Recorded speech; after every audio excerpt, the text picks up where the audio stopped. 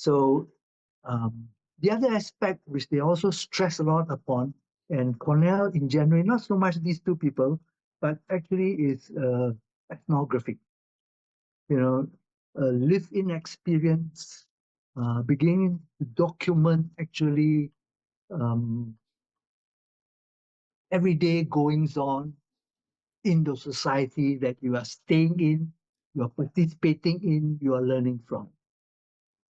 And they told me that this is the way, this is how you focus on these things first and foremost. They were not theoretically very, very up to date. They didn't end their careers as theoreticians. For me, and for them, and now for me as well, it's important to learn the theory. They provide the guides for us. The more important thing is actually the fieldwork and unearthing the necessary data to support any theory. So you must. So I think there is sometimes a very fetish thing going around among a lot of people. Oh, they know the latest theories. And they, they compare one another. Oh, have you heard of this piece? He says this and this one. No, it's wrong. For the Cornell tradition is we focus on ethnography, we focus on interviews, and of course the documents, apart from the old documents, but also language study, very important. Rather than actually the correct theoretical perspective, which is not to say we don't familiarize ourselves with theory, but it is not the be all and the end all. Yeah. I always have a question about ethnography, right? I mean, it makes sense, right, for ethnography to apply to Americans studying Southeast Asia. What does ethnography mean for a Malaysian studying Malaysia? Yeah, it's a very important question. My daughter is actually doing a PhD in anthropology, and she's being trained in University of Hawaii. They have a very different perspective because the special thing about anthropology in University of Hawaii is they specialize on indigenous people studies, which is a very controversial issue because indigenous people don't like to be studied by foreigners nowadays. And these people, when you are an indigenous person yourself, studying your own society, perhaps you don't need to have that lived-in experience 24/7 over a 12-month period, which was actually one of the things that, the old-fashioned ethnography prided itself on. You go to this island, the Margaret Mead phenomena, plonk yourself there for 1 to 2 years. Follow the calendar around the clock, around the year, and you document what is happening. These people are claiming that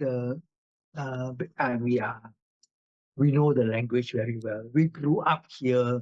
We have eaten the food before. We know the ceremonies.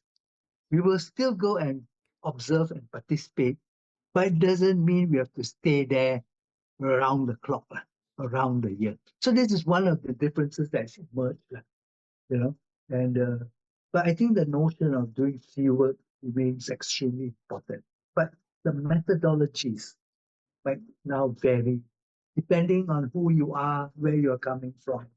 In my time, I did it the old-fashioned way. I stayed in the new village for about 8 months, from before Chinese New Year through Chinese New Year until the time I had to come back. And I documented also. And in a sense, this was necessary in my case because I was an urban middle-class boy from Penang. I wasn't actually very up to scratch about what goes on in the new villages. And I had to use Chinese 100% every day. Whereas in Penang, we use a lot of English and we use Hokkien. Here, they were speaking Hakka. They were speaking Mandarin. So it's quite different. And even though I know about Chinese, funerals and things like that. It was quite different there. There was a different perspective. And of course, the most important thing was they were planters. These people were agriculturalists, and I had zero familiarity with planting anything. So I needed to do it the old-fashioned way. Mm. Yeah, I just have one question on Ben Anderson.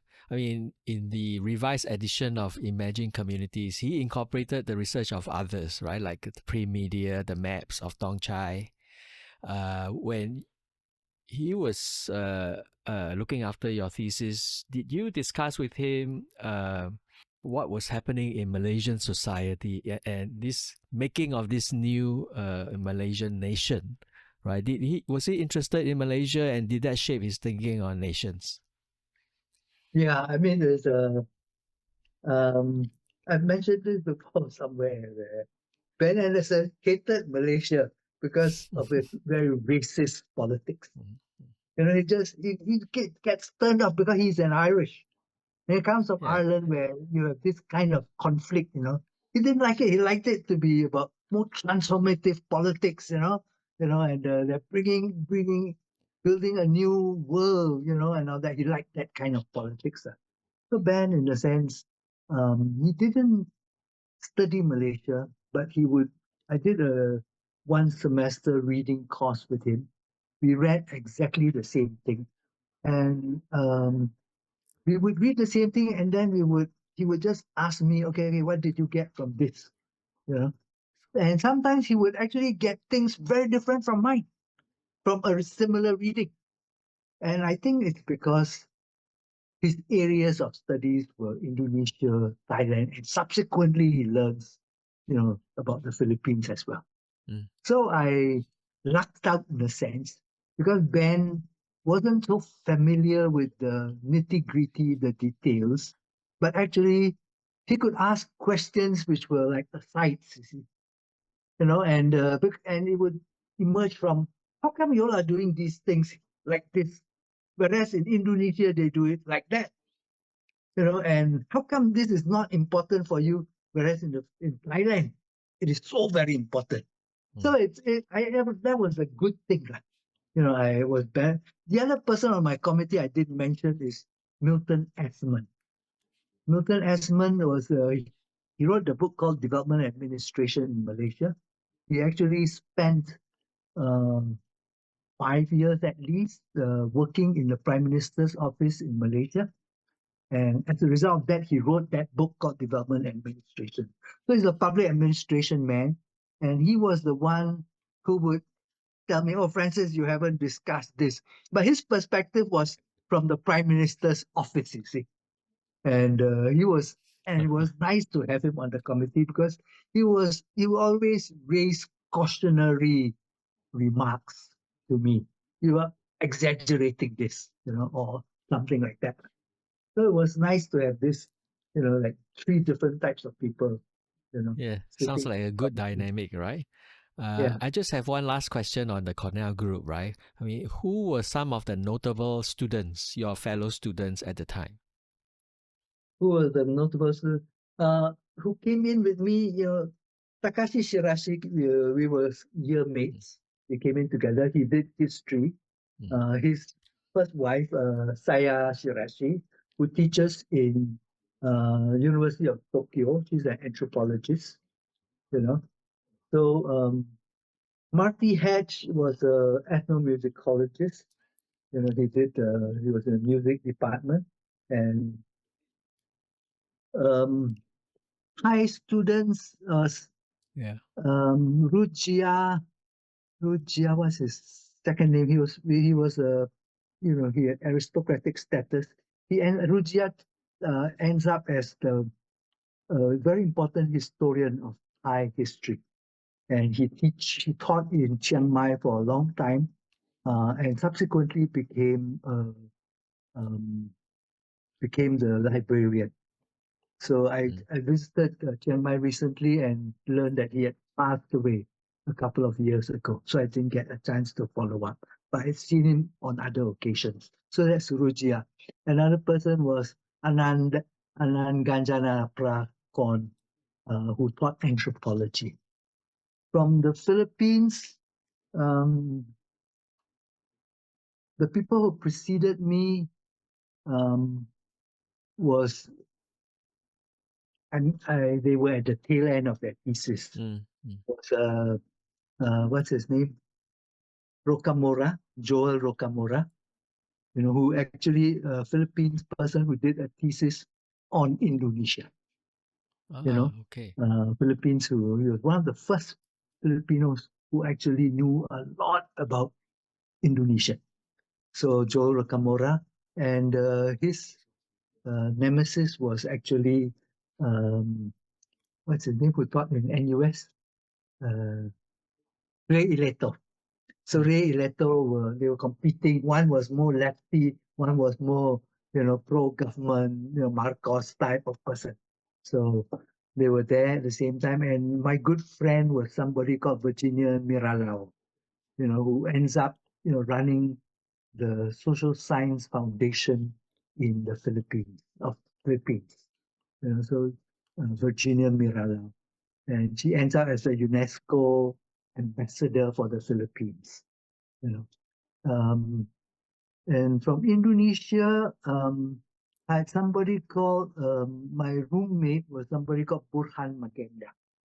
Burhan Magenda wrote a thesis on Lombok, and he himself, no, sorry, not from Lombok, from Sumbawa, and he himself had come from Sumbawa. He was aristocratic descent, so he, was they directed him.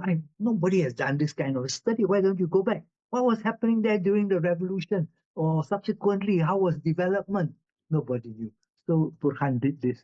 Unfortunately, Burhan passed away, and then he taught in UI, Universitas Indonesia, for a long time, and he passed on maybe last year, just only. And so this Burhan Magenda. Another person who was there was Lukman Sutrisno. He was professor of sociology in Gajah Mada University, and very illustrious, um, developed very important center of research in Gajah Mada University in social science research, also passed on. One of the first people to be appointed professor. So I had these friends from all this. There were other people. I'm just mentioning the people who studied areas of of study related to mine. Was Were there you the anybody only from Malaysian there? doing government for sure, doing Right. social sciences lah. Yeah. Okay, So okay. there were people doing more technical stuff. Did many Malaysians go to do the Southeast Asian studies at Cornell? The person who preceded me was Poh Ping. I don't know if you know the name Poh Yeah. Ping. About 5 years my senior. He also studied by Anderson. He wrote the book on 19th century Chinese society in Singapore. Yeah, so Poh Ping was there. Um, yeah, I'm sure I'm forgetting some of my friends. Yeah, and Can I just my ask you about crowd Li Po Ping a wasn't. little bit? Yeah, I mean, his book was quite controversial, right? On a very new interpretation of Chinese society. Um how did he feel about the response to his book from the mainstream? yeah. I remember there was a very long review of his book by Wong Lin Ken. Yeah, Of that's right. That's right. and he Yes. said almost as long as his thesis, as his book, but not he exaggerates, lah, of course. But I think Poh Ping had been imbued one of the books during this period of ferment in America in the 70s, when student uprising and everything. One of the books that we had to read if you're doing government was Barrington Moore's book called The Social Origins of Democracy and Dictatorship. Everybody read that book. It was a classic. And Barrington Moore himself was, um, teaching in Harvard University. And this book was for me a very important compendium because he does chapters on the American Revolution, on the French, the British Oliver Cromwell, India. Was there a chapter on China as well? Yeah, so everybody did this in German Revolution. So so he used Barrington Moore to actually study Singapore Mm. and interrogated people who looked at it in terms of like, oh, British versus Chinese, or Chinese versus Malay. So he actually, and then of course, people were talking about the Kongsi Gelap or the Chinese societies. Poh Ping actually turns it on his head a bit. So he's studying not only the conflict between the secret societies, but he argued that they represented contrarian economic interests. And there was a struggle taking place between a more capitalist oriented group and a more agriculturalist oriented group. So, I the volume is very, very slim, Mm. and I think it would have benefited from more elaboration, Right. personally speaking. But it's a thesis line. It was actually rubbing against the grain. Mm. People looking at this, and I think it is to be appreciated from that point of view. Yeah, Yeah, yeah. It's a very invigorating read. It's something really refreshing. yeah, Mm-mm. All yeah. right. Sorry to interrupt you. Go ahead. So no, we were just talking about who else were studying in that Yeah. area. Um, I think the person who was from Singapore, my time was somebody called Jeffrey Seng. I don't know if you know, but Jeffrey No. Seng, he didn't finish his PhD, and and then later on I caught his name as a in Singapore doing some consultancy or something like that. Okay. Yeah. So there's a the person who was with me was John Mixick, who Okay. ends up as professor of anthropology of archaeology in the Mm. NUS. All right. You know, Yeah. Yeah. so yeah. But the generation before me would be people like the Andayas. I told you Ray Ileto, and immediately after my generation, some people think perhaps that was the classic group of people. You had then um, Vincent Raphael comes to study about Catholicism, the history of Catholicism in in the Philippines. I mean, and posing interesting questions. How did this take root in a place like the Philippines? Why did they mass convert in this manner? So this was what Vincent Raphael's study does. Mm. Of course, then we're talking about who are the people who study, and then subsequently people, who Takashi, then later on Carolina Howe, Carol Mm. Howe, they are sort of so they are my juniors lah. So it's usually you enroll yourself, then you go off to do your fieldwork, and then when you come back, oh, you meet the new students, the people who are and this quite a very interesting um, way that we connect with one another. And I must say that actually um, the the fact that I studied at Cornell and the fact that I studied with Ben Anderson and George Cahill, it always precedes my reputation. Mm. So I taught in Monash for 5 years, 4 years, in Australia. And in a sense, when I first went to present, they were more interested, exactly like you are interrogating me now. What was going on in Cornell at that time, rather than Francis Loh, what is your area of interest?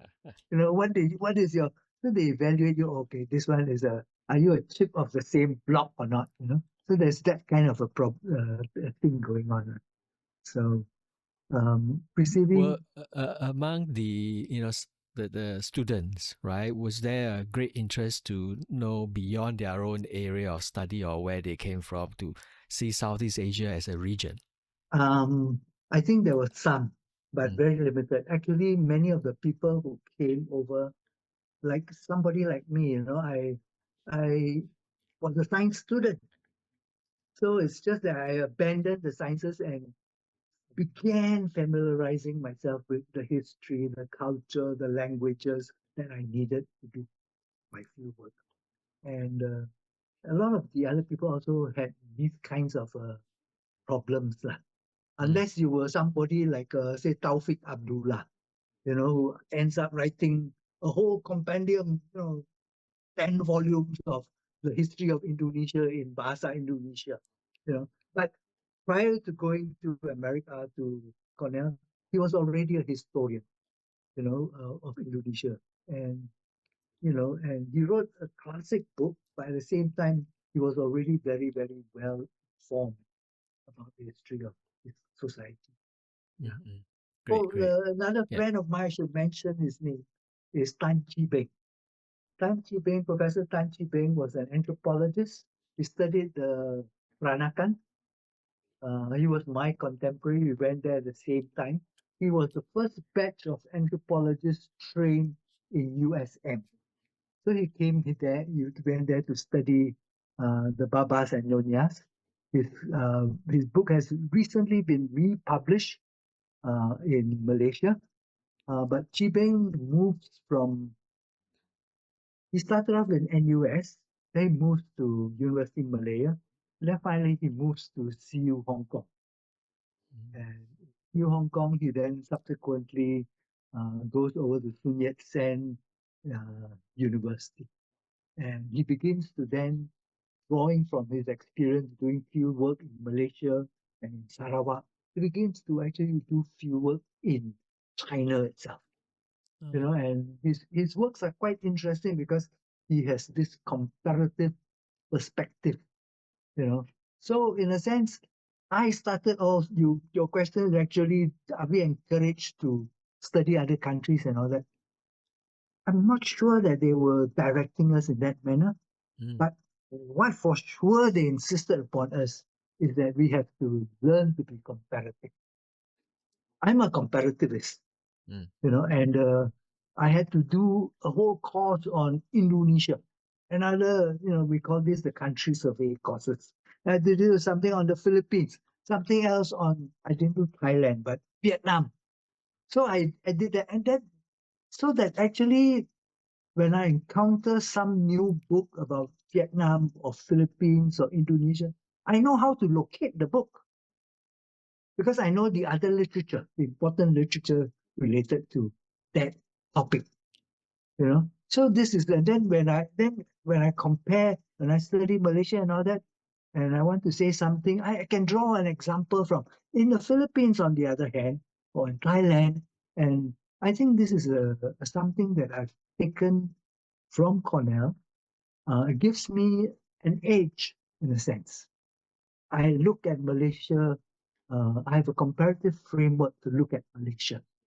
And it is important because all the time in the social science, we must actually connect the small picture to the big picture, small to the big.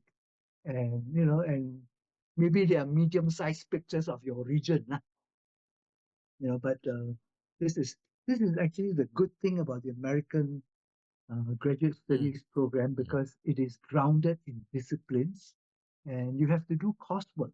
You don't just become an expert in the topic of your thesis. It's for me, and then when I came back to Malaysia, it was very easy for me to begin to teach different kinds of topic, courses because I could draw on, my readings that I'd gone through in the past, my notes, and upgrade them, update them. But this was the advantage. Over my friends who graduated from the UK or from Australia, where they are very much more grounded, they emphasize actually your thesis. So just to reassure you, the podcast is on Francis Loh. So you are still the topic of the podcast. What I want to mention is that I think I am a scholar. You see, my new village introduced me to the topic to look at politics from, in a sense, the bottom up. Yep. To look at, social science, social realities, politics from the bottom up. And throughout my academic career, I've tried to maintain that perspective because I think it gives me a cutting edge. You know, throughout my career, I have not gone to Putrajaya to peruse through the speeches of some authority, and interview these people. I've not done that ever, but I have done, this perspective from the bottom up. And subsequently, after this, I went to my second area of research was actually Sabah. So I spent about a few years in Sabah. Not sorry, I spent a few years studying Sabah and went there regularly. And actually, it's a very, very different society from Peninsular Malaysia, let alone Penang. I mean, Penang, let alone the rest of Malaya, because the whole colonialism there was very, very different. And so that actually allowed me to draw on my comparative perspective to make headway.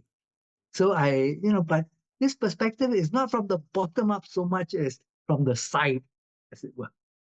And I don't know if you know of the work of somebody like Jojo Abinales. Jojo Abinales is a professor, who studied Mindanao.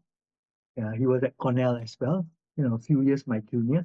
So he studies Mindanao politics, and then he looks at the martial law that was taking place, under Marcos through very different perspectives. When people say, "Oh, the declaration of martial law occurred on this day," in 19, I forgotten what year, 1970 something. Jojo Abinales will argue, no, it started much earlier. In the Mindanao, he already bombed, Holo, island of Holo and all that, much, much earlier. So Jojo, there's this perspective of looking at things from the periphery. And why is this important? Because actually in these places, the state is relatively weak. The state is very strong, identifiable. You can mark it quite clearly if we're talking about the city, the city center. But when it gets to the periphery, the state is not there. It doesn't work 24/7. And very often it's represented by the strong man. The strong man represents the state. And it gets very, very arbitrary. Rules get banned, for these purposes and all that. So, for me, this was the perspective. Another area of research I then worked on was I actually did a study um, about the Indians in Penang, a minority within a minority group. Penang is dominated by the Chinese, but the marginalized community is actually the Indians, not the Malays, because the Malays actually get benefits from government and so on. But these are poor Indians. And why are they in Penang? Many of them are, and I'm talking about the Prai area, Butterworth side, as well. People gravitate there from all the plantations, which are, being taken over, the plantation industry doesn't thrive anymore. So they go and hang out, in Seberang Prai area, and so I did the article that I wrote on the marginalization of Indians in Malaysia. I offered it to Ben Anderson in his Thatcherist, and I'm very proud of that study because I'm already midway in my career, but I undertook a completely different topic. You know, it it was for was focusing on the Indian Penang. So I went to observe Thaipusam. How do they do it? MIC politics. So for me it was very exciting.